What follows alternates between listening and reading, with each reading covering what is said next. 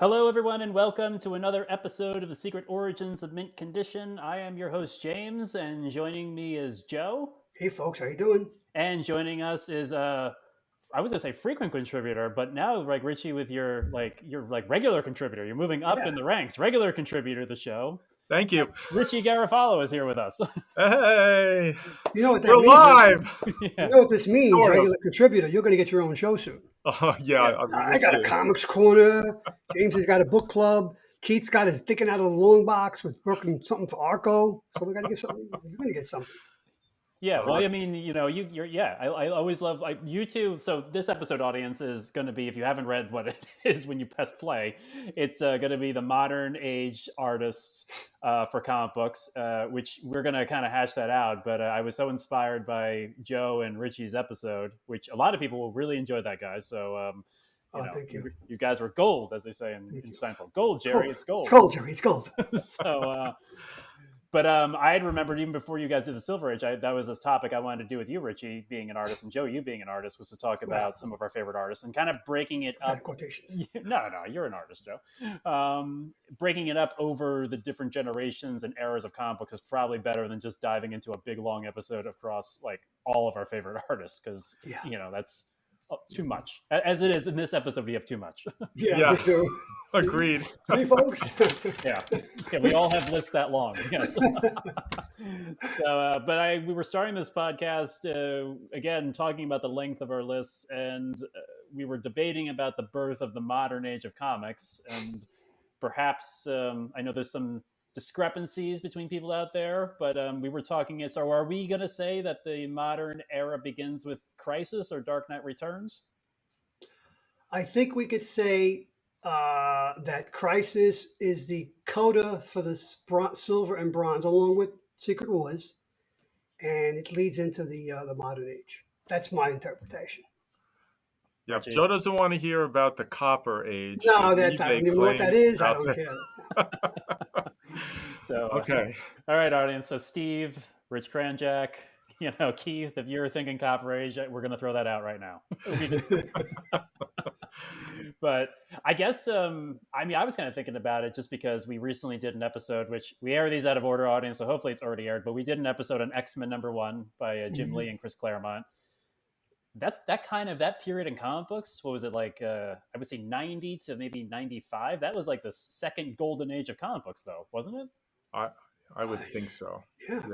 Yeah, because that was the height before that was during the boom and the height before the market fell apart. Well, I don't know, when did the market fall apart? I don't think we ever came to a consensus when the boom. When they brought Superman back from the dead, people realized all that stuff they bought was going to be not worth the paper it was printed on. Everybody bought dozens of those black bags, right, with the armband, and the general public was fooled. They thought Superman was really going to stay dead. We knew that wasn't going to happen. But yeah, the bottom fell out around 94, 95. Yeah. Just in time for me to take over. That's right. Yeah, I forgot that. That wasn't great for business, I understand, but for getting back to actual collecting for actual reading and enjoying the books and collecting, it was good to get the market sort of back to. Oh yeah. Yeah, definitely. And I think during my era, things really were picking up. And as far as the quality of the books and the stories and stuff.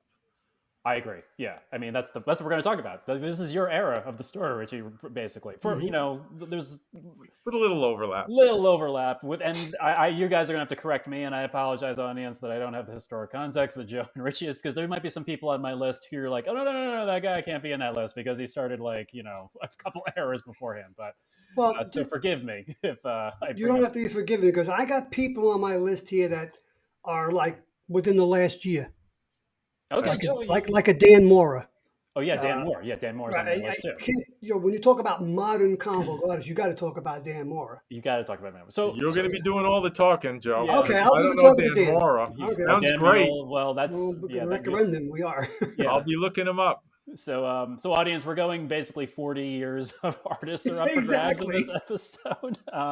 We're going to, obviously, for the length of listening to us, it's going to be the top of that 40 Mhm. years. But, we each have 3 lists that are really long. So I'm sure there'll be a lot of crossover, but I'm sure we'll also have little gems that each one of us forgot or likes because of a specific thing. I'm going to say, just because of my didn't read his breadth of either of you, Joe especially. Richie, you obviously were always reading more in that time than I ever was. So a lot of my artist picks are from specific books that I was reading at the time. I may be Sure. ignorant of the other work that they did during that period or before that period. So that's where I'm going to be. You guys have a breadth of knowledge. You can share like, oh, they were on this book and that book and that book. So I appreciate that. And I'm looking to be educated as I go along as well.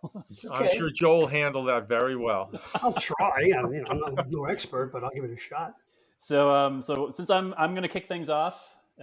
These are not in particular order. I don't think you guys were doing in like, you guys didn't go like age order, right? We just kind of No, No. It's going to Okay. be kind of all I over. do have categories, only 6, where I lumped a few guys together, and I gave those categories names because I think it's the artist style. And I'm interested to see if you two artists, and you are the artist here, agree with me on this. Okay. So All right. we'll Well, work at it as we go along. I'm going to throw the first name out because he's my favorite of, I would say, my favorite artist of all time, I know and this. that's Jim Lee. He was Okay. number 2 on my It's list. hard to argue. He's and let's see if you guys disagree. I feel like I was listening to a lot of videos about Jim Lee, especially we're preparing for that X-Men 1 episode that we did, and I kind of agree with a lot of the people said that Jim Lee was the. It's not just that he knew human anatomy and form so well that it translated to the page. He's also the guy that a lot of people credit to the action pose or the standing pose. Like if you look at, yep, that's it. Like and yeah, Richie, I was going to bring There that you up. go. Thanks, Rich. That's, from my opinion, that's the definitive Batman. That's my definitive Batman is the Jim Lee Batman. I even have like this. I brought it up before. Oh, there you go. Oh, cool. Yeah, the McFarlane Hush Batman. That's my definitive Batman. That's my definitive Cyclops. That's my definitive. Yeah, look at that. I mean, yeah. Oh, yeah. Yep, It's hard yeah, to argue.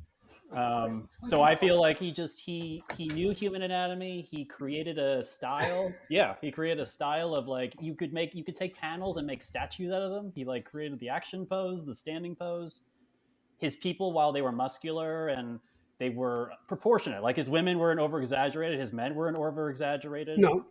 They were all like fit people, but they weren't like I'm again not disparaging some of these other artists on the list, but Jim was stylized but realistic, so that's why. And I know the extra line work. Some people don't like it. I liked his cross hatching and his shading and all the stuff that he did. Cross hatching. Mark Silvestri. They're from the same school, same period, right? Okay, that's what I was going to. Mark Silvestri was another one I was thinking of. Are they? They're parallel in Yeah, time. they along with McFarlane and Liefeld and Right. the started Image, right? Yeah. Yeah. I mean, I think that's my opinion on Jim Lee. So he's my first guy I'm going to throw out. Rich, could you hold up that comic book again with him, the Batman book? Because when I think of Jim Lee, I think of detail, and look at the boot. I know the boot is Right. He's the first guy to show us what a boot looks like on the underneath. Batman's treads on his boot. He's in my detail-oriented classic category, along with George Perez, Ivan Reis, Dan Jurgens, Jerry Ordway, Graham Nolan, and Dan Mora. I think they kind of like all fit together in that sense. And as long as they could get the comic book out on a regular basis, Well, yeah, that was I have no Jim's- problem with it. Well, yeah, well, I mean, I hate it when they have to throw somebody else in and screw up the story arc because they couldn't get it done. But I mean, it takes time to do what he does. Yes. And I arguably think he got better over the years. Like his X-Men run compared to his Hush run was like leaps and bounds. Yeah. yeah. No, Without a doubt, yeah. there was no issues with him, I think, with getting the work done on time. Excuse me. Well, not with. I mean, I think he had some time issues. I know in the past, but I know when DC had him do that Batman run, he had 5 issues in the can before they started publishing it to keep him ahead of the work, so that wouldn't happen. But I don't know like how much full. Well, no, that's not true because after I guess his next full run was. I mean, I know we could. Actually, I think this was a pretty good book during the 52, but he did the new 52 Justice League as well, didn't he? Did he? Did he do? Yes, he did. He started out on that. Yes, that's correct. I think he did the first story arc for that. Yes, he did.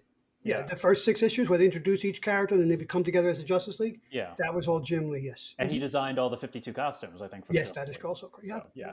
I mean, he's good at costume design too. I mean, those X-Men '90s X-Men, that's the look. Like, I know they changed costume, but that's the look.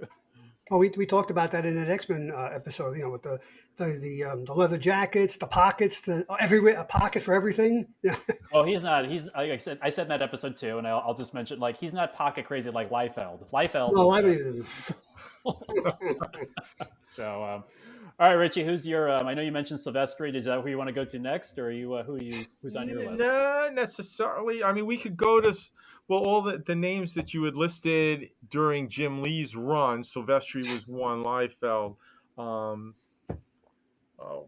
You help me out here. You said them before. McFarlane. Yeah. I mean, these guys are all contemporaries. Yeah, you go. Yes. All right, and I mean, and their styles are very different. They were contemporaries. I would say the heroes were more lean and long with these guys. And I'm not going to put. Everybody has their own personal subjective feeling about one artist versus another or art style. That's why it's art. Yeah. But I would say, out of the lot, I agree with you that Jim Lee was the best. Yeah, he was the ace of that pitching staff. If I can work in a sports metaphor. Yeah. See, and since we kind of covered that little pocket of stuff, I'm gonna go to this Superman run with where John Byrne shows up. Yeah. Okay, I love his artwork in that. That was brought me back to comics. But then you were also introduced to Dan Jurgens. Oh, I love Dan Jurgens. Okay, yes. And Dan Jurgens with this. DC versus Marvel crossover, which also leads into what's his name? Oh yeah, Jerry Ordway. Jerry Ordway. Yeah. Okay, hey, and this is a tribute to. I almost stepped on. Another sports metaphor. I almost stepped on your call. Go ahead. Okay. I know what you're gonna be. Yep, that's right. I forgot. I remember he has that in his basement. Yeah. Tribute to the model from the 1960s that I had and did. I had that back then too. Only I painted Superman boots black. I did because it was watching on black and white TV in 1966. Ordway, he also had detail and a very realistic look to it compared to. Well, those guys like Lee and McFarlane and Silvestri, listen, I happen to like the extra line work, but I would say that like John Byrne is like, and Jerry, they're like a lot cleaner. It's a lot cleaner type of line work, and right. They don't need all that extra cross hatching to make a point. Jerry Ordway, right? And this is a gorgeous book. I highly recommend it. This beautiful book. But yeah, I love Jerry Ordway stuff. Which goes to what do you think of Stuart Immerman? Oh, yes, I like Stuart Immerman. Yeah. I mean, right now it's like, to me, this is all the Superman era between 86 and 96, 95 or 4. Yeah. Mm-hmm. But I liked his interpretation. Oh yeah. I mean, it's a clean look. I appreciate it as a clean look. I like a clean look too. Yeah. I think certain characters lend themselves to a clean look in certain genres. I think Superman lends himself to a clean look. You can do that with Batman, but probably not. I think science fiction stories, comics, lend themselves to a clean look. I think when I think of science fiction, I think of Wally Wood first. An old guy, but clean line, very detailed. You don't want your spaceship looking like a hunk of junk. It's got to look like you can make it between planets, right? So I think it depends on who's doing it. I mean, another two artists who are on my list, inspirations for me. I mean, a lot of these people are inspirations for me, aside from like people at the time. But like Bruce Timm and Darwin Cook. I mean, yes, God, yeah, Cook is Tim definitely. I didn't have, but then Darwin Cook, and then what's it? Steve Rude. Steve Rude, yeah. Steve Rude, yeah. You know, I mean, very, very Wally Woodish, don't you think so, Rich? Steve Rude? he's got Wally Wood. He's got, I mean, in this book, he's got Kirby. He's, you know, he's like retro. Yeah. You know, but very clean lines. Well, I always think of you mentioned Darwin Cook, right? Darwin Cook. Oh yeah, that's a beautiful. That's his. It's an opus. It's a beautiful. I was going to say his magnum opus. Yeah, this is is the new frontier. Yeah, I mean, those guys like Darwin Cook and Bruce Timm is. I always think of they're from like the Alex Toth school. Like, yes, yeah. We talked about this, James. I call them minimalists. Alex Toth, Darwin Cook, Chris Samney. Who else do I have on my list of that? I mean, I would throw in, and again, we've spoken in great length about this guy too, but he's a modern artist. Is our past friend Tim Sale? You know, Tim Sale. Oh, yes, yeah, definitely. I forgot about Tim. Yeah, let me put it in my minimalist list right now. A little more stylistic, but definitely that simple line. And then there was another one. I don't remember. Justice Society from '93. I was going through the comics that I'm keeping and thumbing through, and it's like, oh yeah, I like this. Why did I keep this? Because I like this artist. Why did I keep this? Because I like this artist. And so this one's. That's is that Burkett? Yeah. Wow. Parobeck? Joe Parobeck? Oh, Parobeck. Oh yeah, he passed away young. He died some years ago. Oh, but that's then probably why we didn't see. After he did that, they got Rich Burkett to do some the JSA. Yeah, both that same style. Like you said, the Tim. Well, I can't think of Tim's last name now. You know, I totally enjoyed this run. Oh, it's a great run. Yeah, I like that. Like, I mean, Richie, you know, like it's detail work is great, but to make that simple stuff look good is hard. Like, it's really hard work to make that simple stuff look good. Yeah. I think the simple stuff works good if the artist is a good storyteller. James, if you remember, with Arco, I think it was during the Phoenix episode, he made his displeasure known with Al Milgrom, right? Yes. And I like Al Milgrom for the same reason I like Joe Staton and Mike Parobeck and Tim Sale and people like that, because they're great storytellers. They tell a story so wonderfully without all the other stuff in the background, and you just get drawn in. And I think it works for those guys. Yeah. Yeah. No, I agree. Well, Joe, what do you want to kick around? Well, I'll kick off with the book that I guess started the modern age, and that would be. Oh yeah, well, Frank Miller's Dark Knight Returns. But right after that, yeah, Frank Miller and David Mazzucchelli. This is my favorite DC story of all time. This one right here, and of course, my favorite story of all time is also by these two guys, Born Again, Daredevil, Born Again. Yeah. But two completely different styles. Yeah, but wonderful. Well, that was when Frank was on his game. Oh yes, he was. Not only as an artist, but as a writer. I mean, this book is rife with current day things that were going on at the time, and he works into the story. And this is just a straight up origin adventure that just, again, the simple artwork just draws you in by Mazzucchelli. So those are my two that I'd start with first. It's interesting. I always thought those books, like, I had forgotten for a minute that Miller just did the story for year one, because Mazzucchelli sort of is I'm sure he's not, but he seems like he's channeling a little bit what Frank did in Dark Knight Returns, because Frank had a good simple style back then. Yeah, he did. Yes, yeah. I think he had a good mastery of like the human. I think it was still stylized, but I feel like Frank was still not going as abstract as he is recently. That is very true. I'm trying to find it. And it was what was that? Was that before his Daredevil run, or after Dark Knight? You asked me the same question we did Daredevil Born Again. Yeah, around the same time. Yeah, they're the mid '80s. Yeah, they're right around the same time. I mean, I think his Batman, his Dark Knight is a little bit more refined than his Daredevil, but his Daredevil stuff is obviously still, I think that whole run is beautiful as well. And remember, his Daredevil stuff was inked by Klaus Janson many times, and it's one of the greatest inkers of all time. Yeah. So yeah. The inker adds a lot to cleaning up things. I mean, I guess they determine which pencil lines they're going to keep and which pencil lines they might add. Yeah. Vince Colletta, right, Rich? Raced all of Kirby's pencils on Mighty Thor. I mean, I've only penciled and inked my own stuff, so I'm always curious, like what as a pencilist, like what an inker would do with certain work. I mean, not that I'm at that level, but I'm always curious, like how like an inker's got to make those choices. I guess you have to make the right choices not to piss off the original artist too. And that happened. I know that when Kirby went over to DC,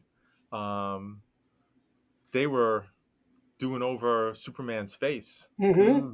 and he didn't know they were doing that. Oh wow! Until it was published, or I don't know at what point he saw it, but he wasn't happy with that at all. No, he wasn't. And to be honest with you, I wasn't happy with it either. It was so jarring. It just didn't look right. It was like, come on, let the guy. He's the king. Let him draw the whole thing. Yeah. I mean, I guess this is a question I would not know the answer. You guys probably. Is there a pencilist who an inker has? I mean, I hate to put an artist in blast, but is there a penciler and the inker ruined the art? Besides Vince Colletta? Yes, I can think of a few, but they're the two that come to mind are in the Bronze Age, and they both, to me, ruined Kurt Swan's artwork. Richie, if you remember, there was about a 3-year period where Murphy Anderson inked Kurt Swan, best looking Superman ever, right? Yeah. Murphy leaves. I think he goes to work for the United States government at that time, and he starts penciling for the Army. And then they bring in Bob Oxner. I think I'm pronouncing that right. Who was a romance comic artist. Right. And his inks were, And then they bring in Tex Blaisdell. And when you couple his inks with the crummy paper that they were using in the mid-'70s, he clearly obliterates Kurt Swan's artwork. So I even back then, I wrote them letters saying, get this guy off the book, get somebody else. And finally they did. They got Dan Atkins, and then they got Ricardo Chiaramonte, who was great. But for a while, Superman looked like crap in the 70s. Yeah. So, I might have been out of Superman at that one. Inkers can, not every inker is Wally Wood, which elevates everybody's. Yeah. Or our friend Keith Williams. Or our friend Keith Williams. Oh, yeah. Right? Or Murphy Anderson or Dick Giordano, right? Oh, yeah. Dick Giordano to me is one of the. Or Klaus Jensen, right? Yeah.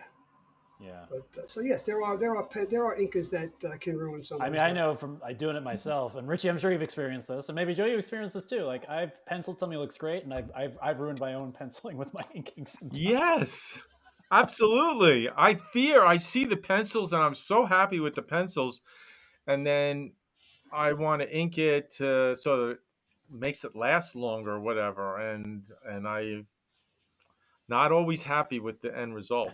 No. As I said, I'm a neophyte artist, so I used to use I would pencil everything, and then I would go back over it with those fine tip markers. Yeah. And it looked about the same.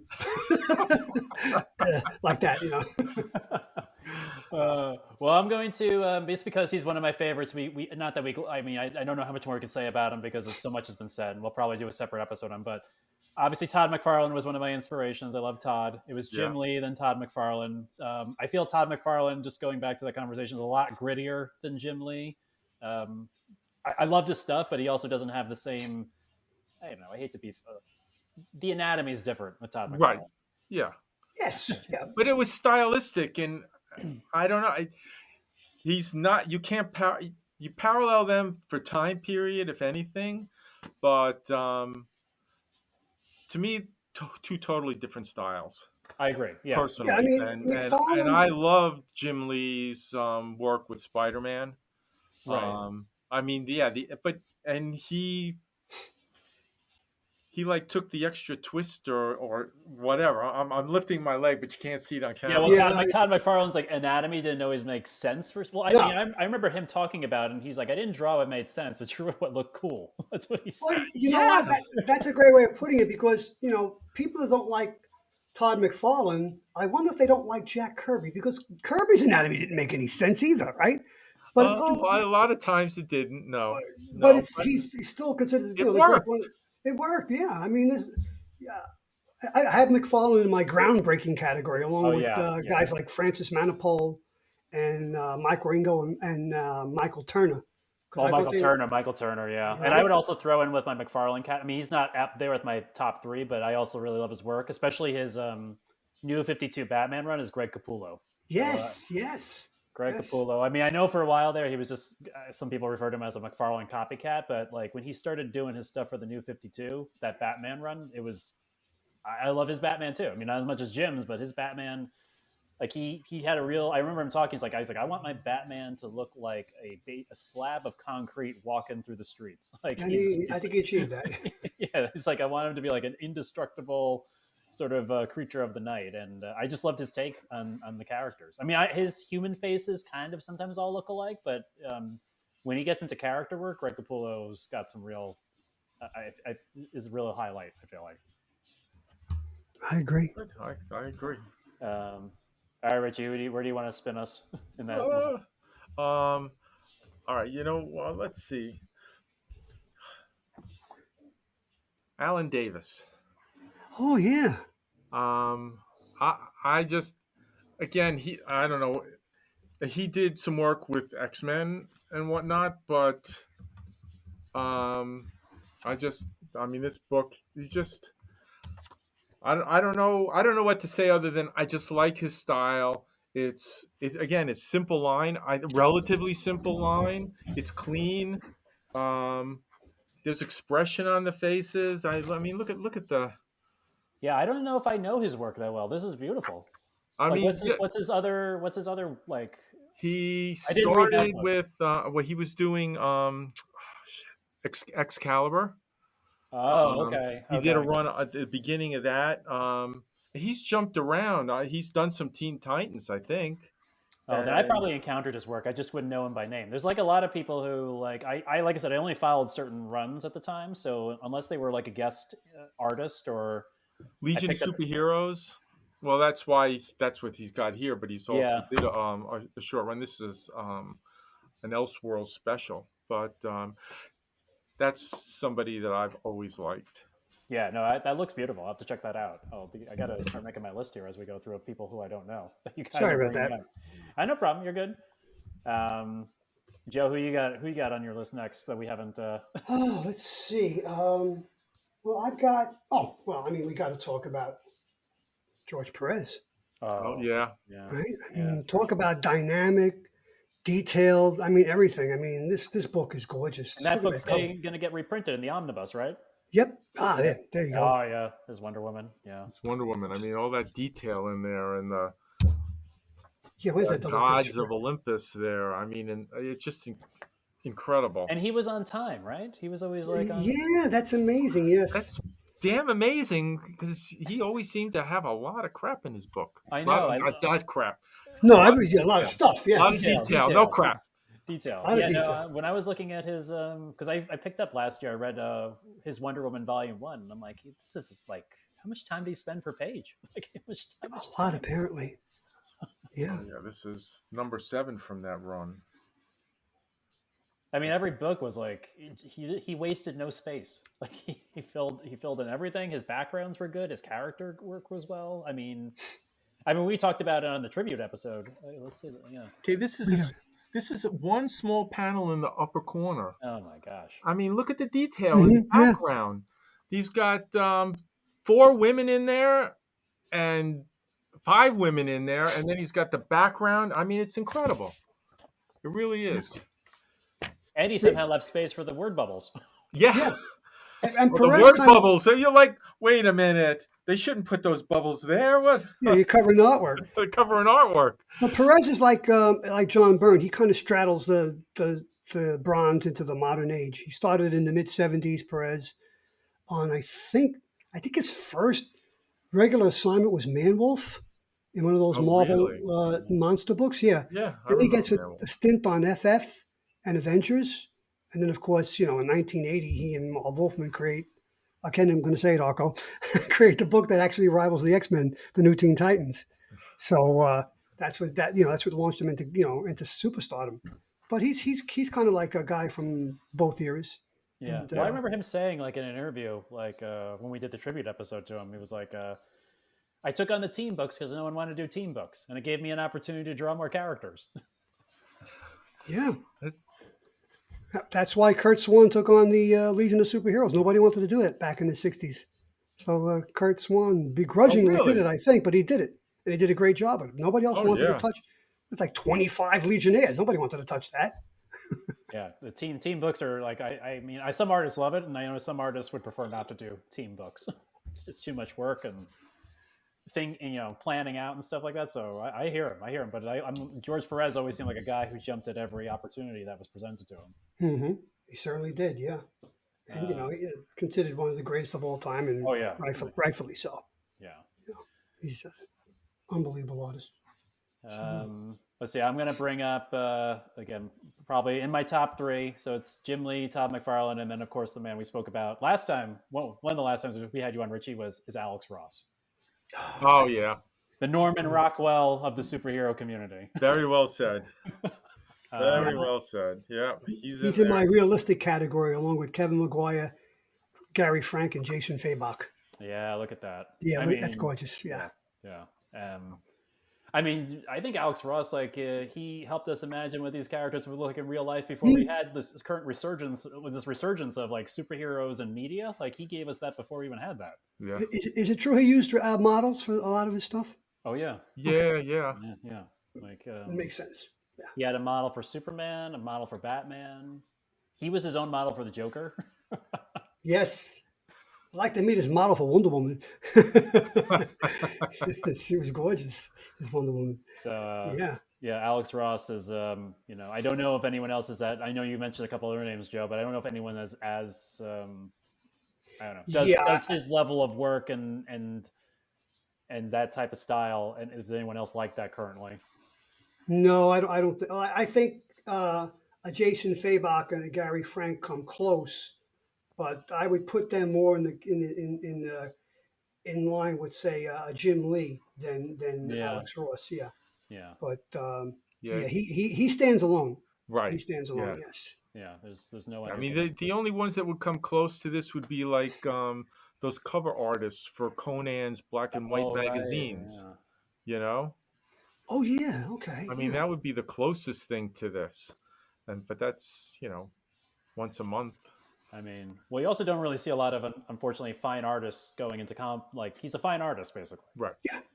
He's Norman Rockwell. Yeah. Yeah. He's doing Americana, and he's doing like real Americana with the comic books. So. Here's Jason Fabok, The Three Jokers. Yeah. I mean, gorgeous stuff. Yeah. And also, Junkyard Joe and that's Gary Frank. Yeah. Gary Frank. Sorry, I'm mixing up the Jason Fabok. Geiger and Junkyard Joe. Gary Frank was. Yeah. I like that Gary Frank. Gary Frank stuff. Yeah. I got. Yeah. Let me see. Wait. Gary Frank fits sort of in my mind between the work of Kurt Swan and Jim Lee. He's sort of he's an upcoming episode, by the way. Okay. Yes. I gotta listen to that one. I agree with you. Yeah. His line work is elevated, but it's not to the same level as Jim Lee's extra line work. It's right there in the middle. Mm-hmm. We mentioned Ivan Rice before, right? Because I'd like to show that. If we didn't, Ivan Rice. Yeah, he was amazing. He just left DC Comics to go work for Jeff Johns over at Image under his Ghost Machine imprint. So the last thing he did for DC was the first 2 issues of the Beast World miniseries, Titans Beast World miniseries. Oh. So unfortunately, he left the mainstream. But I'm happy he's hooked up with Johns and his new imprint. So we'll still get to see his artwork. No, he came onto the scene towards the end of my run at Mint. Yeah, earlier stuff before Blackest Night, he did. He did tie-ins with Infinite. I think with it. What was it called? The second one, 20 years after Final Crisis or Infinite Crisis or there's so many of them. Yeah, Identity Crisis. He did that Rand Thanagar War miniseries. Remember that? That was really cool because it was all space battles and everything. It was great. Yes. Oh yeah. So. Well, this is a name that I brought up to Joe. Personally, I like him because of the character and the run. But Stephen Bissette.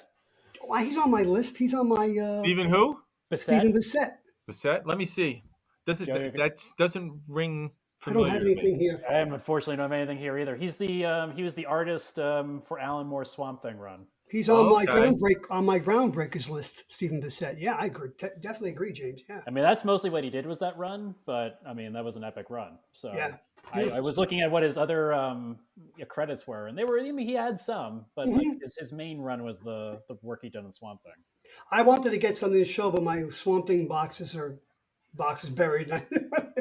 To get out today. So another day. Well, we're gonna do an Alex Ross Swamp Thing episode or episodes at some point, so we'll get it out for then. Yeah. You got something, Rich? No, I thought it might, but I don't see it.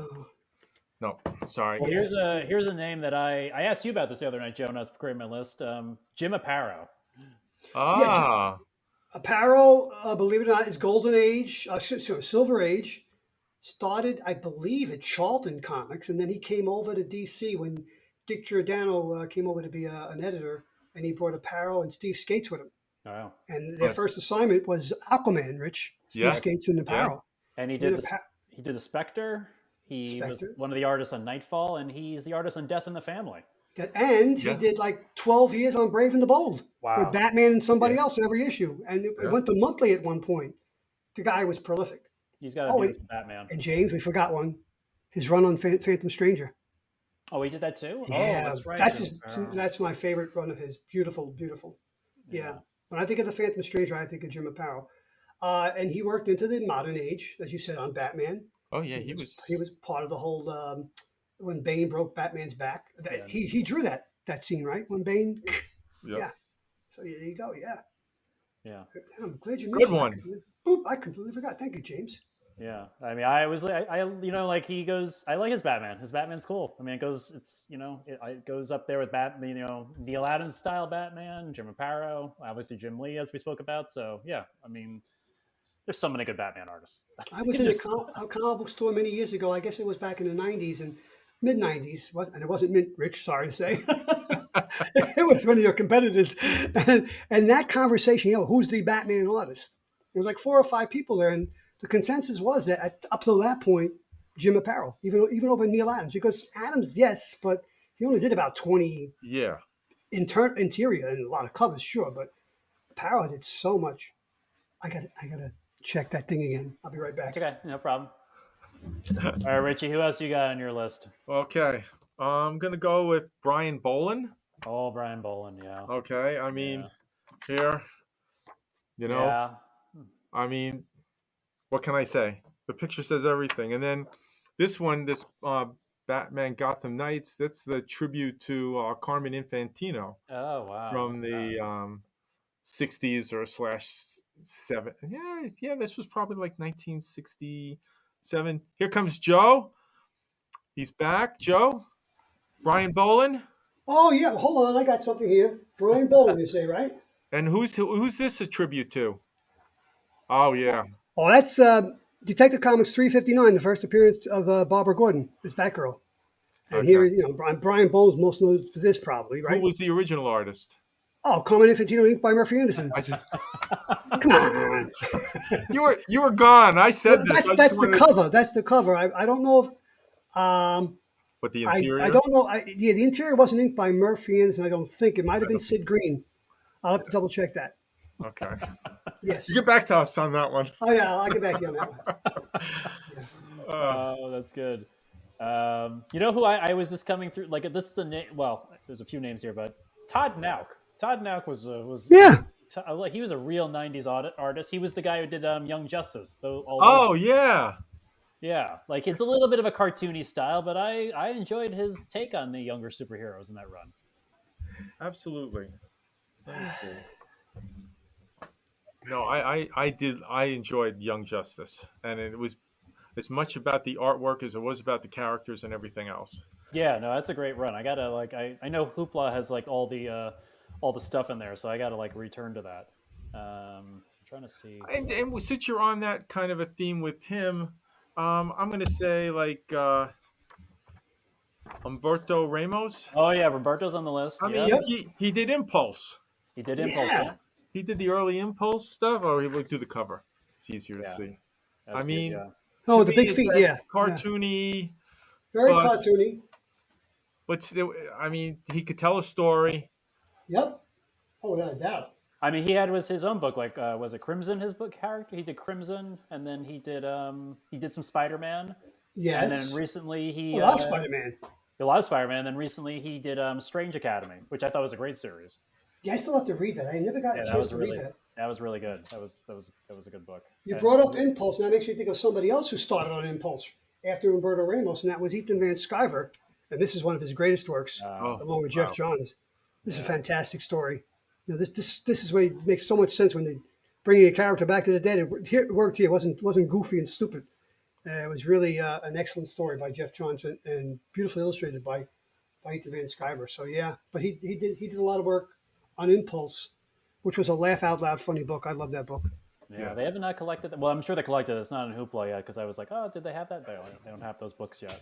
Oh, really? Yeah, yeah. Well, speaking of like an artist who like does younger characters, I gotta tip my hat to Mark Bagley, especially for Ultimate Spider-Man. Absolutely. Yeah, I got him here somewhere. A legendary like run on that book. I think 100 issues he did. Yeah. Yep. There you go. Double Spider-Man. Yeah. I mean, I like his style too. I mean, he also like Peter Parker the Spider-Man is very muscular, but he's also managed to capture like a youth to that. Absolutely. Right back, guys. Yeah. Yeah, I mean, he was on the Spider-Man's regular book, and somehow he managed to make Spidey look younger, and you know what I mean? I believed all his characters were like teenagers in high school. Yeah. And he drew. I mean, he had a very unique style. I know he started with the the ill-fated Clone Wars saga was his Spider-Man, but yes, yeah. And he also did the recent one, which Richie, if you haven't read, you should pick it up or get on Hoopla. Spider-Man Life Story was his work on that was fantastic. Joe, you read that, right? I'm sorry, I didn't hear that. What was that, James? Spider-Man Life Story. Yes, I did read that. Yes, it was very good. That was Mark Bagley as well. Mark Bagley, yes. Yeah. I need to check. I need to get somebody. There's a problem with the plumbing. Oh, okay. I'll be right back. Okay, no problem. All right. We'll keep going. We'll keep going ahead there.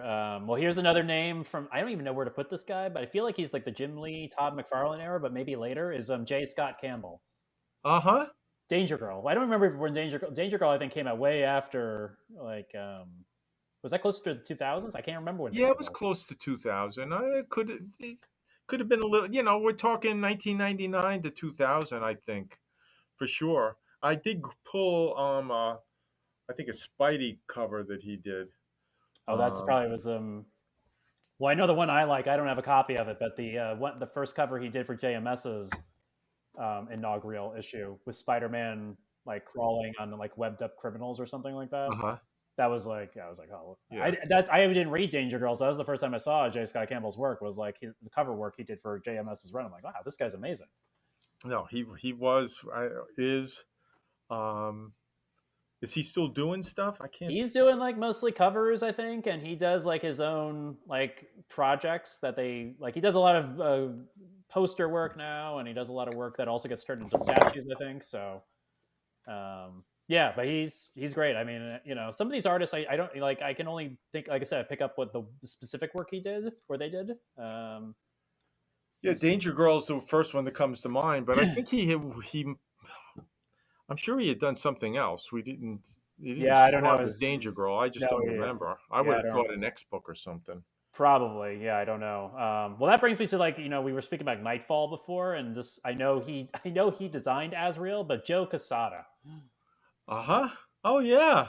Yeah, I know he was editor in chief in Marvel, and I know Arco does not like Joe Quesada's time as editor in chief in Marvel, but he designed the Nightfall Batman. But I also liked his run in Azrael, and I liked his Daredevil that he did with Kevin Smith. That was good stuff. Very good. Yeah. No argument from me.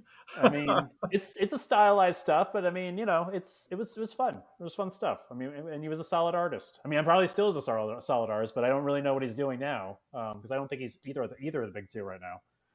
Yeah, I'm trying to. The name is familiar. I'm not pulling the art in my head completely.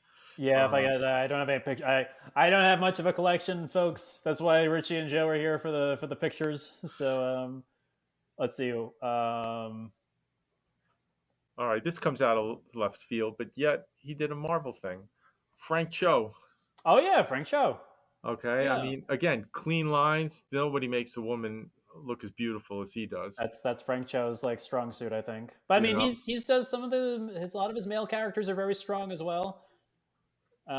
He does. He tells a good story because I had him down for let's see here.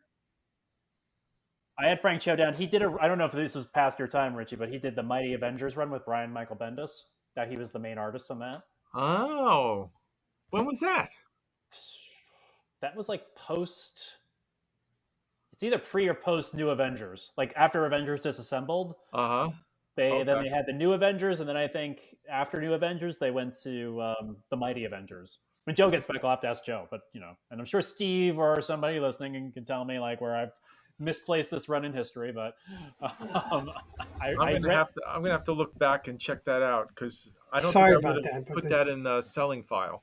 Okay, yeah, Joe. I was just we were just talking about Frank Cho, and I said that I know Frank Cho from his Mighty Avengers run with Brian Michael Bendis. But was that after Avengers Disassembled or before? I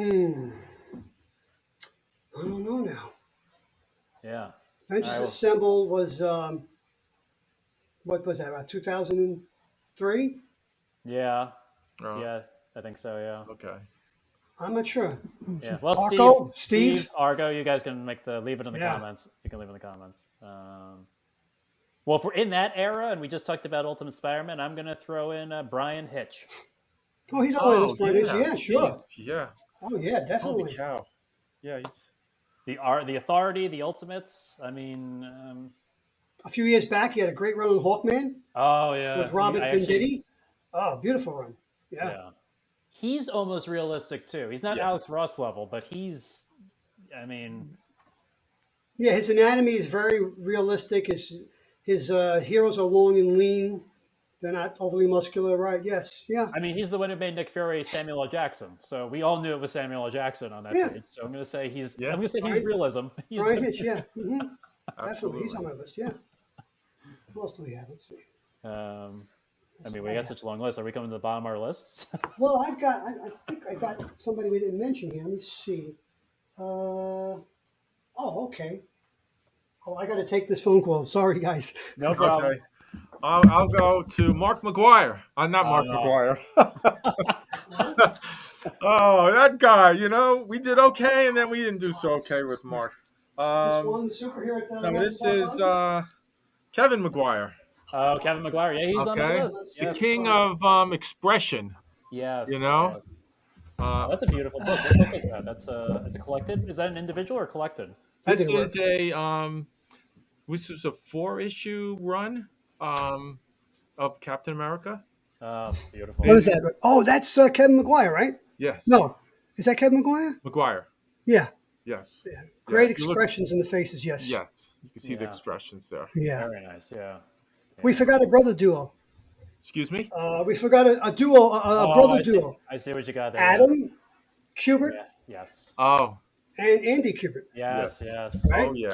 Scions of Joe Kubert, one of the greatest authors of all time. Yeah, love their work. Well, if we're going to go that route, I unfortunately don't have it here to show, but John Romita Jr. Oh yeah. Oh yeah, he's on my list. Yeah, he's on my list too. Mm-hmm. Sure. I know him from his Amazing Spider-Man run with JMS. That's like, and he actually did a really good Batman run that I can't remember what it was called specifically, but he drew a really good Batman as well. Oh, really? I could see that. Yeah, it was. Oh god, it was like a one-shot series. I keep wanting to say Batman One Bad Day, and he did not do that. That's no. I'll have to but it was like this. It was great. He drew a great Batman. He draws a great Spider-Man. He was on Daredevil before that, though, right? Or no? Am I wrong? Oh yeah, he's been on Daredevil. Sure. Yeah. So okay. Yeah. What's And I got one more that we didn't mention. I don't think we mentioned. He's kind of in the category, I'd say. We didn't mention Keith Giffen, who comes out of this Bronze Age, but did a lot of stuff in the Modern Age. But in that mold, Kiffin, the Liefeld, Larson, there's Scott Collins. Had a great run on the Flash. Beautiful kinetic artwork, fitting the Flash, obviously kinetic. Beautiful stuff. Yeah, I love his work. So Keith reminded me to bring this guy up when we talked before about this episode. I completely forgot about him. So I'm glad Keith reminded me. But yeah, Scott Collins, definitely.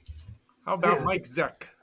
Mike Zeck. Mike Zeck. Oh, yes. Yeah, Mike Zeck. You know? He did the interiors also, right? Yes. Yeah. He did it. Then he had a run on Captain America, correct? Yes. Yeah. Mm-hmm. And then he had a run with Spider-Man as well. Craven. There was this story arc with Craven. That wasn't Craven's Last Hunt, was it? No. What's was that? It? Was that part of Craven's Last Hunt? I think so. Because there was 4 Spider-Man books at the time. Oh, it was overlapping. He did part of it, if not. I thought he did all of it, but it was a long time ago. I don't remember. But Mike Zeck was somebody I always liked. Yeah, no, that's a beautiful. I mean, that's a beautiful book. The Secret Wars. Yeah. Yes, definitely beautiful. Some people we haven't mentioned: Dale Kuhn, who did a long run with Peter David on the Incredible Hulk. Yes. Right. Yeah, he's on my list. He always reminds me of Gary Frank. His artwork. Gary. Yeah. Well, that's beautiful. That's right? I used to have that issue. I love that issue. Yeah. Yeah. Great I think Gary Frank had done a run on the Hulk before. Yeah, maybe that's why I'm getting confused. Yeah. Yeah. We didn't mention Joe Quesada. I mentioned Quesada while you were. You did? Oh, okay. I'm dealing with my plumbing problem here, guys. Who else? Did you guys mention this guy? I forgot about him. And he was a late minute entry, but Carlos Pacheco. Oh, Carlos. Oh, yeah, he was on my list too. I remember that book. Yeah. I remember that book. He worked in the Ultimate Universe also, right, James?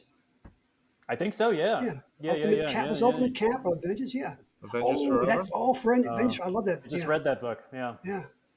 Carlos Pacheco, definitely. That book was confusing, but it was good. Yeah, so this is Campbell. That's one of Campbell's, beautiful pieces, yeah. Oh, yeah. Spider-Man 500. Yeah, I don't know.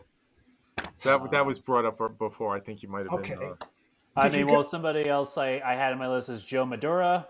Yep, he's on my list. Battle Chasers, Uncanny X-Men. Oh, yes. Yeah. Oh, without a doubt, yeah. I remember Battle Chasers for a period of time was like the biggest thing ever in the comic book world. Currently, we have, I mentioned Dan Mora, who I think is the best artist at DC now, but you also got Jorge Jimenez working on Batman on my list. Currently. Yes. Yep. Great artist. Jorge really Jimenez. Fantastic. And I'm going to say Bruno Redondo also. Bruno Redondo, yeah. He's a fantastic artist. His work on Nightwing is phenomenal. Beautiful. Did you when I was away, did you guys mention Tony Harris? Starman? No. Jack Knight? No. Yeah. No. Very interesting, very groundbreaking, very experimental at some points. Not your typical superhero artwork, because that wasn't your typical superhero, Jack Knight. So it fit the book perfectly. Sometimes the artist matches the book perfectly. Matches the character perfectly, I should say. And what about Copiol? Oh yes. Oh yeah, This was the one that introduced me to him. Oh yes, his work is great. We talked about him. Yeah, that's the book. Right, James. That's our episode. That's the book. Yes, that's the episode we did on him. Yeah. And Neil Francis Yu, Superman Birthright, New Avengers. Well, there's also in the category Jay Lee. What about Jay Lee? Jay Lee, yeah. Jay Lee did some fantastic work. Jay Lee. I can't find my notes on Jay Lee. I like Jay Lee. I can't remember what he did right now. He did Ultimate FF, and he did FF 1, 2, 3, 4, which I thought. And he took over for John Byrne when Byrne left Submariner. Oh right, that's right. Yeah. Yeah. Some of his earliest work. Did we ever say? Maybe you said this, Joe. Xermanico. Yeah, Xermanico, who's doing working with Jeremy Adams on Green Lantern right now. Yeah, he's great, and he did his Justice League Dark Run was fantastic. Yes. Also. Yeah, love his work. I'm trying to see. I'm like some of these. Did you guys mention Francis Manapul while I was gone a couple of times? No. Flash at the beginning of the New 52 or right at the end. Jeff Johns Superboy run back just before the New 52 took over, changed things. He's going to be doing some more work, I think, upcoming, but beautiful. Very stylized, very Norman Rockwell looking. Has his painterly look to it, his artwork. Beautiful stuff. Beautiful, yeah. Mm-hmm. Oh, Mike Mignola. Yep. Uh-huh. Oh, yeah. Yes. Another simple style sort of guy. We got left out of that conversation we had earlier, but I would put him in there too. Yeah. Oh yeah, definitely. Howard Porter. Howard Porter had a run on along on JLA with Grant JLA. Morrison. And Flash. He did Flash as well.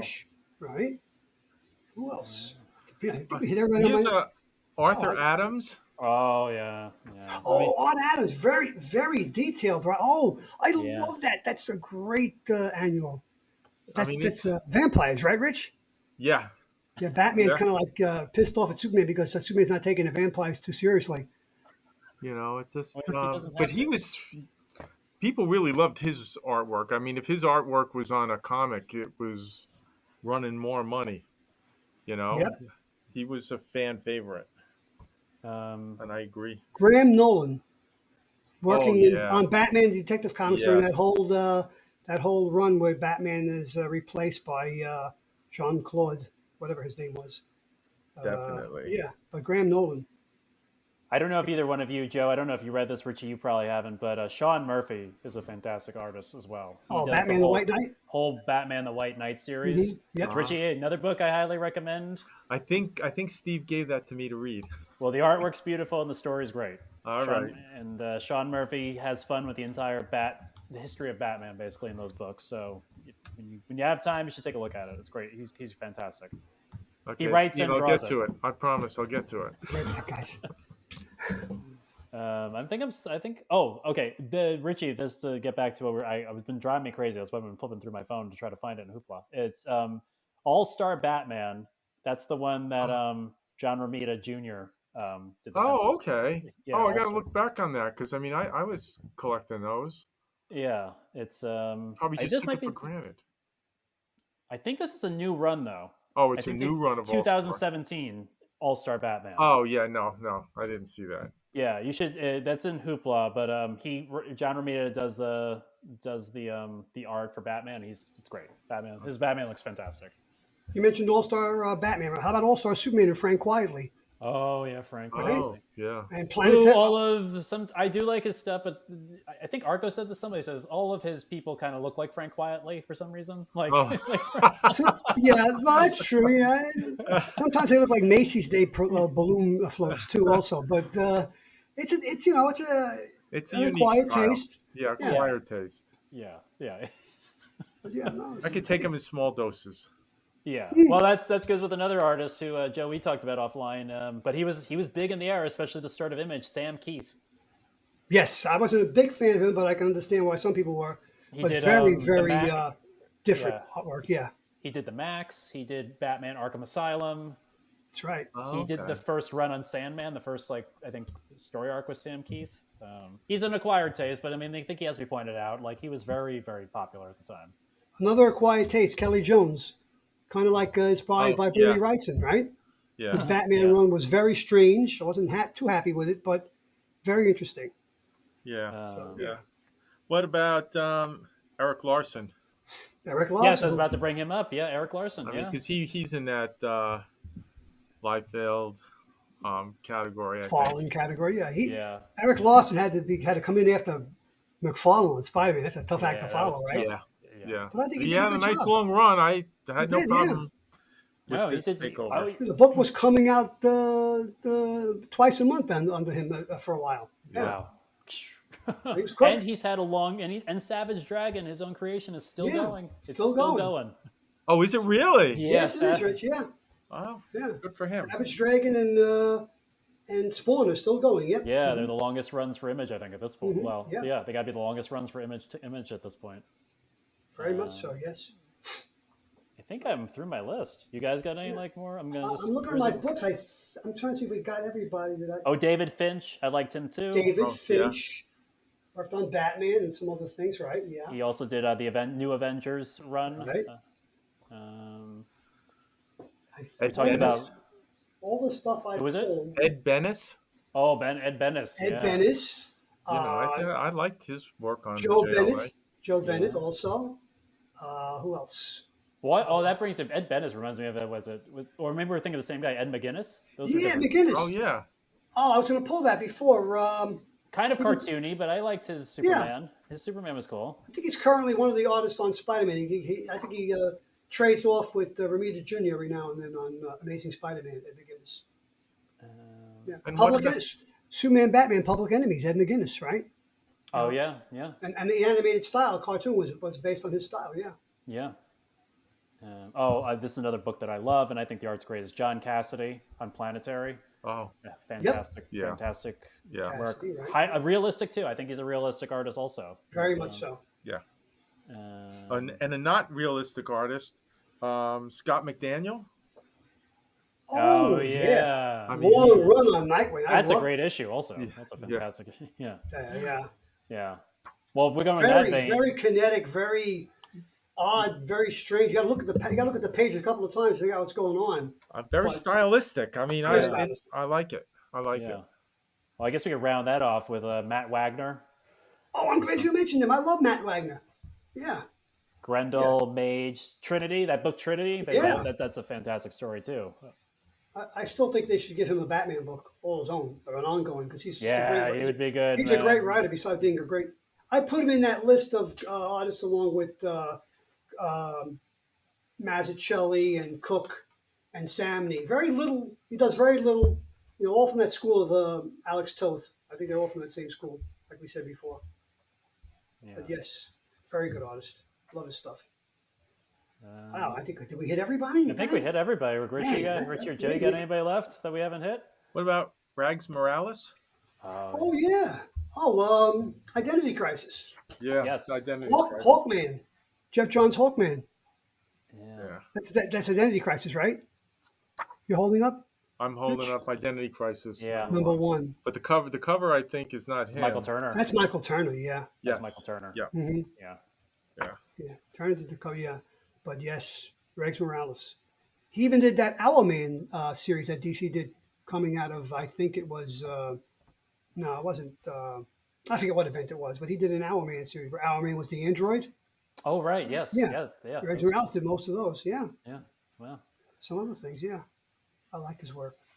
I'm looking at my list right now. See, I think I have, checked. Yeah. I got to check everything. Checked. Wow, we covered everything. It's pretty good. Bruce Jackson? Oh yeah, didn't he work on? He was on the 4 artists on Superman, right? When they had the 4 books. He did Flash. Yeah. I think he did some early Wally West Flash. Yes, he did. And Ruse. Oh yes, Ruse. Oh yeah. He was good on that book. Yeah, Ruse. That's a fantastic book. I mean, I wasn't always a big fan of his, but I loved his Ruse work. That Ruse work was great. Yeah, that was a great run. I like it was a great story. I wish that was collected somewhere. You can't get those books anywhere. He was doing one of the Triangle Superman books, one of the 4. I don't remember which one, but he was on one of those for a while. It might have been Action Comics, but I'm not sure which one it was. Can't think of it now, but yes. And we mentioned Mike. Oh yeah, we did. I mentioned Mike Ringo. Yeah, that's one of his runs. Yeah, beautiful cover. Co-creator of Impulse. Terry Dodson. Yeah, I like that too. Terry Dodson. Wow. Excellent. Again, clean. Almost Cho-like. A little bit. Yeah, I can see that. Yeah. What else you got, Rich? Looks like you got some more stuff there. Oh, yeah. This is kind of out of left field. Vokes. You remember the Ninjak run? Yes, you gave me that book and said that guaranteed you're going to like it. And I did like it. Yes, I thought everybody kind of enjoyed this. It was short lived, maybe 12 issues. That's all, unfortunately. But, I don't know. I'm more bringing it up because it was something that we were checking out at the store together. Yep. I don't think he's got a unique style, and that's pretty much it. One artist I'm thinking of right now. I just want to check his name. If I can get my phone to play ball. Let's see. He's looking. Okay. I think I remember this one, Rich. Greg Land. Greg Land. That's Sojourn was pretty good too. And I enjoyed the Sojourn run. Remember Emerald Dawn, the 2-parter that brought Hal Jordan back? Emerald Dawn that led to the regular Hal Jordan ongoing comic? Well, that was the Red retelling, right? That was the Mark Bright. Oh, Mark Bright, yeah. Oh. And he did that Quantum and Woody book. That was Remember that? You gave me that one too, Rich. Woody was another good book. Yeah, it was a good strange book, right? Yeah. Yeah. But I like his work. Yeah, Mark Bright. Yeah. So there you go. There's another one. Well, we This covered. Could have been 100 guys. Yeah. Well, I'm sure there's people we left out. So Steve, so. Argo, Rich Kranjak, Jack. If you have anyone who's listening to this, Tim Sale. Tim Sale. Yeah. I just actually reread that recently. I thought I'd read all his stuff, but I hoopla, I'm like, where did this come from? So that was nice to revisit. Like, I think that's like the last. No. The thing I still haven't read from Tim Sale was the Challengers run. I still haven't read him. Yeah, that's right. There's a Challenger run he did. Yes. Yeah, that's the only piece of Tim Sale's work I haven't. The story's not so good. It's more like the Challengers are more. It's more of a mystery and horror title, I think, Rich. Right? Yeah. I don't like to diss anything, but well, how's the art? I guess the art's good. The art's fine. The art is fine, but the story is not. No. I mean, Tim Sale's got his good, unique, but that was what his first kind of like miniseries. I think so. Yeah. That's his first. So, but the Challengers to me weren't these guys. Yeah. No, I agree. They ran into the face of danger with no superpowers, without second thought. That's why they were the Challengers of the unknown. What do you call it? They always got they got 9 lives or whatever. Yeah, exactly. But in this story arc, it wasn't like that. Well, I mean, if it ever gets collected, I'll probably check it out. So yeah. I mean, when you come up and visit sometime, I'll let you have the book. Yeah. Okay. Yeah. Well, I just saw on Hoopla after we were talking about our Kingdom Come episode a few months ago, they just released The Kingdom, and I know it's got mixed reviews, but I'm going to check it out. That was the sequel to Kingdom Come. Oh, that's right. I read that many years. I don't remember if it was any good because I only read it once. So I never heard good things, but but I'm curious. I never read it just because other people said it was good, and I'm always like, I should really just check it out for myself and see, Yeah. You really should. Yeah. Well, so before we wrap up, and I got you both here, and I know, Joe, you've downplayed your artistic styles, but I think you have some drawings, which at some point when you're ready, that's going to be an episode 2, hopefully. My stuff. Yeah, your stuff. Let's look at Richie's stuff first. The Supergirl story. Well, we'd have them both, but I'm curious. I have a Supergirl story too. Supergirl, and it takes place in the Legion of It's really a Legion of Superhero story that highlights Supergirl. Didn't you have a Justice League story too? I have more than one. Because you told me you had Captain Action in there. Oh yeah, well I threw everybody out of the Justice League. I think I just kept Superman, Batman, and Green Arrow, and I added Captain Action, the Creeper, Brainiac. I had Superman reprogram Brainiac. Why not? Why not? And I did this adventure where Superman takes Brainiac to Kandor. And actually, all the Kandorians are like, whoa, how dare you bring him down here? But there was a Justice League story that took place in Kandor. So, yeah. I think that's a story that needs to be written on an episode. But I'm curious, just because we're all artists here, so Richie, I mean, we all always aspired for our own style, but so let's start with Richie. Who were you always trying to draw alike? I know you have your own. Hopefully, you have your own style now. I'm assuming you do. But who are you? Yeah, I've got my own style-ish, I guess. It's changed over the years, but I'm gonna say Kirby, John Buscema. I think that's the basic lines. I mean, all the simple guys that we were talking about earlier, Steve Rude and Joe Peluso, and I mean those guys. I like that kind of style, and I could see myself doing that kind of a style. But I would say when I was drawing my stuff, it was pretty much based on John Buscema. Yeah, because I know if you haven't caught on an audience, Richie has recently done some of our artwork for our episodes, so you can take a look at that. Mm-hmm. But I know that's more of obviously your cartoon style, right? I mean, I guess you have different styles for what you want to draw. Yeah. It all depends on what it is I'm trying to accomplish. No, but I think I think you were just talking about you enjoy the simpler stuff. I think the work that you do for the podcast art is more in that simple. Yes. I'm assuming. I don't want to speak for you, but I mean, it's. I try to have it come across in a simple fashion. Yes. And same with, thing. The comic strip for Andy. Yes, I was going to say we should plug that right now too. It's simple, but I try to capture the character in there, and it's simple lines and stuff. It's hard. So. Yeah, I mean, it's hard work. I mean, That's why I always say the simpler it go, the harder it is to like, because you can't go fall back on all the lines and shading. You got to like, you've either captured the essence of your subject or you haven't, and then you got to keep figuring it out until you do. While we're talking to me, my daughter Adrian made this. This is a blanket, a quilt that she made from all my old T-shirts because they were old, and Irene said, "Nah, you're not wearing that." So I contacted Adrian and said, "Hey, what do you think?" And they got Cap, Popeye. You can see there's a couple of Popeyes over here. Superman, Cap, whatnot. Even got Donald Duck up there. Yeah, we got Donald Duck. Yeah. Got X-Men #1 there. Clang. Yeah. Alan is Superman. This came from the back of that T-shirt. Wow. Oh, neat. Yeah, that's cool. Anyway, if anybody ever wants a quilt made out of there, I'm sure Adrian would love to do it. And even if she wouldn't, if you pay her, I'll make sure she does it. There you go. It's a plug. It was a lot of work. The detail. It looks like a lot of work. James knows. Put a border on it. Yeah. Yes, absolutely. Yes. So like quilting that is work. It's work. Even if it looks like a big squares, it's still work to place it together, put it together, make it fit together. Yeah. It's a lot of work. So James had made I'm going to shout out and a thank you to James for my Christmas tree quilt. Oh yes. My mom made that. I didn't like my mom. You didn't have a hand in it? I didn't. I think she did that just for you. Just like that was her talent. I thought the two of you done it together, but I definitely. It's out every year since we've gotten it. Yeah. Well, I gave you the Popeye recently, so we'll call it.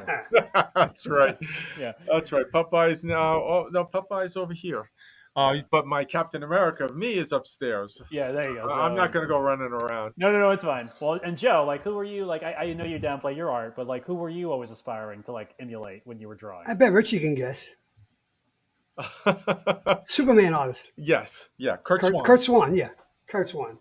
I was always trying to copy him as a kid, and then when I started drawing, I would look at his stuff and try to emulate his style.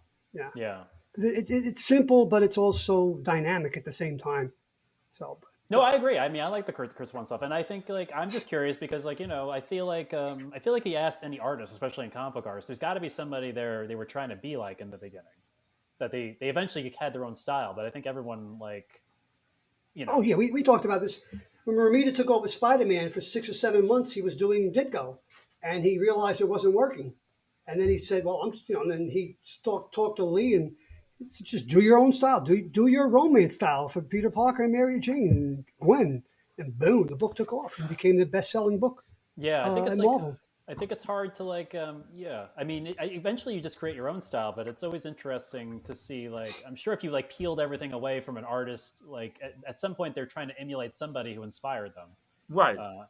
But it's always interesting, like where did you come from to get to like where you are now? Like I'm like I said, I'm always like Jim Lee and McFarlane is probably my, with Alex, like all three of them, Alex Ross, Jim Lee, and Todd McFarlane are my three, and I can see it in my art depending on what I'm trying to do. That's like, but if like when I'm doing podcast artwork, I'll default to like an Alex Toth or a Darwin Cook for like simplicity sometimes because it's it's simpler and it's easier and it doesn't need as much detail. But those are the masters of simplicity, but they did it like no one else could, especially Alex Toth.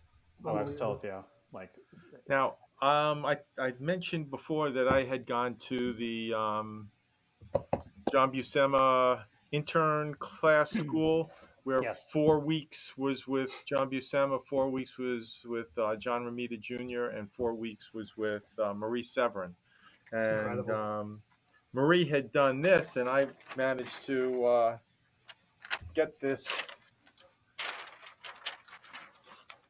I managed to go to the board first. And wow, this, I don't know, it's kind of hard to show. No, I can see. Yeah, wow, that's beautiful. So it was a quick, rough sketch. She's trying to show us what to do, but it took her 3 minutes, I think, to do this. That's amazing. Amazing. So you got Hulk, Spider-Man, and the damsel in distress. Wow. And volcanoes in the background.